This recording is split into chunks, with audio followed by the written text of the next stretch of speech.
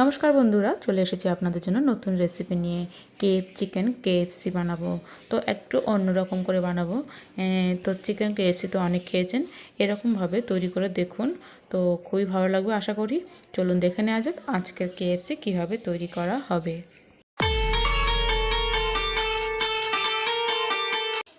তো প্রথমে নিয়ে নিয়েছি 500 গ্রাম চিকেনটাকে ছোট ছোট করে কেটে নিয়েছি আর ধুয়ে পরিষ্কার করে নিয়েছি। এবার গরম জল বসাচ্ছি, গরম জলটা একটু জল বসাচ্ছি গরম করার জন্য, জলটা ফুটে উঠবে তার জন্য অপেক্ষা করতে হবে। তো যাই হোক, জলটা ফুটে উঠেছে, এবার নাবিয়ে এবং চিকেনের মধ্যে জলটাকে দিয়ে দিচ্ছি। এবার নাড়াচাড়া করে এবার জলটাকে সেঁকে নেব, ঢেলে দেবো একটা ঝুড়ির মধ্যে। তো জলটা ঝরে গেলে তুলে নেব। জলটা ঝরে গেছে, এবার একটা অন্য পাত্রে ঢেলে নিচ্ছি। এবার এর মধ্যে দিয়ে দেবো একটা লেবুর রস আর লবণ। তো লেবুর রসটা দিয়ে দিচ্ছি এর মধ্যে, দিয়ে এর মধ্যে এবার স্বাদ মতন লবণ দিয়ে দেবো, দিয়ে ভালো করে মিক্সড করে মাখিয়ে দেব। এবার দিয়ে দেবো স্বাদ মতন লবণ। লবণ আর লেবুটা একসাথে ভালো করে মিক্সড করে নেব। তো মিক্সড করা হয়ে গেছে, এবার একটা ঢাকনা দিয়ে ঢেকে দেবো আধা ঘন্টার জন্য। তো আধা ঘন্টা হয়ে গেছে। আধা ঘন্টা পরে এবার বোনলেস চিকেনগুলো আলাদা করে নিয়ে মিক্সিতে দিয়ে একটু পেস্ট করে নেবো। দেখুন এইভাবে করে নেব।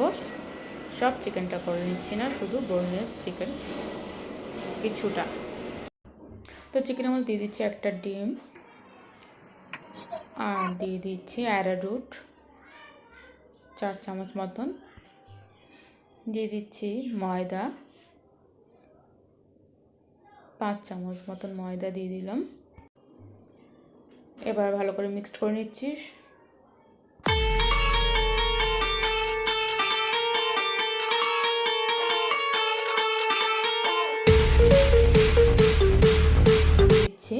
এবার দিয়ে দিচ্ছি লঙ্কার গুঁড়ো 1 চামচ।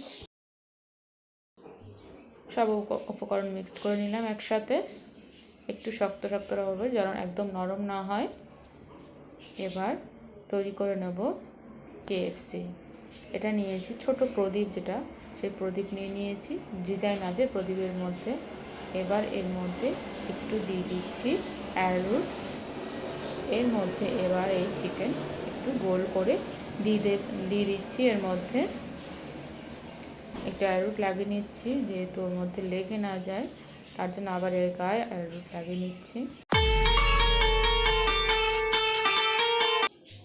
এভাবে এর মধ্যে দিয়ে আর একটা প্রদীপ দিয়ে চেপে দেব।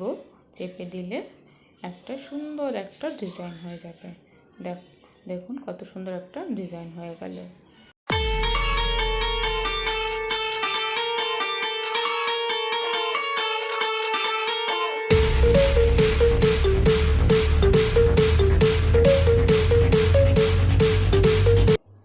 পুরো ভিডিওটা দেখতে থাকুন। একটা আমার মুরগির ডিজাইন করব। এর গায়ে এবার অ্যারারুট ভালো করে লাগিয়ে নিচ্ছি, যাতে একটু মুচমুচে ভাবটা হয় ভাজলে পরে। তার জন্য আপনারা চাইলে প্রথমে অ্যারারুট ময়দা না মাখালেও শুধু লঙ্কার গুঁড়ো আর লবণ দিয়েও মাখিয়ে নিতে পারেন, ওটাও ভালো টেস্ট হয়। পরে অ্যারারুট আর ময়দা গায়ে লাগিয়ে দিলেই হবে। এবার গরম তেলে ভেজে নিচ্ছি, সাদা তেলে, রিফাইন্ড অয়েল যেটাকে বলা হয়, সেই তেলে এবার ভেজে নিচ্ছি। এবার ভেজে নিতে হবে, খুব যেন কড়া না হয়ে যায় বা কালো না হয়ে যায়, সেটা লক্ষ্য রাখতে হবে। ঠিক আছে, এই কেএফসি এগুলো নামিয়ে দিচ্ছি। দেখুন কালো হয়ে যায়নি, ঠিকঠাক একদম ঠিকঠাক ভাজা হয়ে গেছে। এভাবেই ভাজতে হবে, কালারটা এভাবেই রাখতে হবে, যেন কালো না হয়ে যায়, সেদিকে লক্ষ্য রাখতে হবে।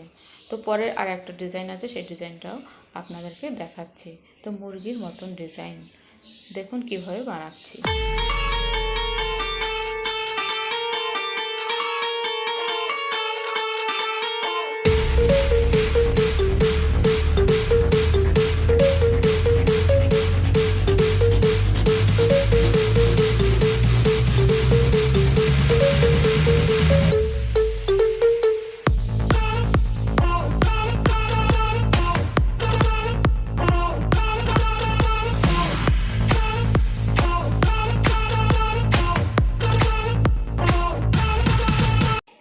আজকের রেসিপি যদি ভালো লেগে থাকে অবশ্যই একটা লাইক করবেন, আর এমন নতুন নতুন রান্না পেতে সঙ্গে থাকার জন্য চ্যানেলটাকে সাবস্ক্রাইব করবেন।